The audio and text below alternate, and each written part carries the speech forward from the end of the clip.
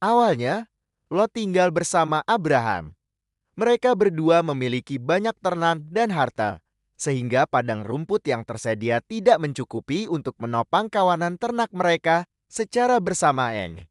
Hal ini sering menimbulkan perselisihan antara para gembala mereka. Untuk menjaga perdamaian dan menghindari konflik lebih lanjut, Abraham dengan bijaksana mengusulkan agar mereka berpisah. Ia memberi Lot pilihan pertama atas tanah yang ingin ia tinggali.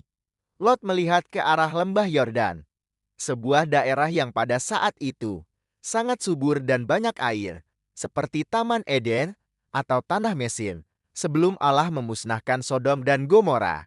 Tergiur oleh kesuburan tanah itu, Lot memilih untuk pindah ke sana, bahkan sampai mendirikan kemahnya dekat Sodom, sebuah kota yang terkenal karena kejahatan dan amoralitas penduduknya.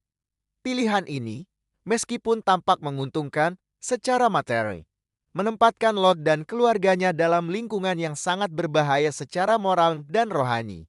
Waktu berlalu, dan kejahatan penduduk Sodom dan kota-kota di sekitarnya mencapai puncaknya di mata Tuhan. Namun, orang-orang Sodom mengepung rumah Lot. Dua malaikat diutus ke Sodom. Allah memutuskan untuk membinasakan Sodom dan Gomora karena dosa-dosa mereka yang sangat berat. Namun, karena kebaikannya kepada Abraham, Tuhan berencana untuk menyelamatkan Lot dan keluarganya. Mereka tiba di malam hari, dan Lot menyambut serta menjamu mereka di rumahnya, menuntut agar kedua tamu itu diserahkan kepada mereka untuk diperlakukan secara tidak senonoh. Lot berusaha melindungi tamunya, bahkan menawarkan kedua putrinya sendiri untuk melindungi mereka, menunjukkan tingkat keputusasaan dan kerusakan moral lingkungan di sekitarnya.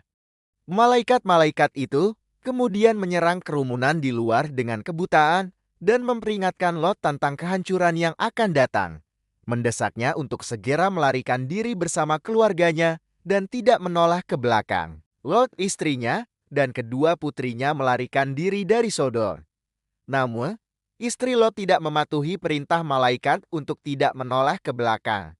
Ia menoleh mungkin karena kerinduan akan harta benda yang ditinggalkan atau hanya rasa penasaran. Dan seketika itu, ia berubah menjadi tiang garam.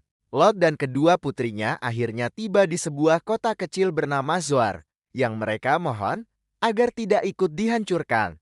Setelah itu, karena ketakutan untuk tinggal di Zoar, mereka pindah ke pegunungan dan tinggal di sebuah gua.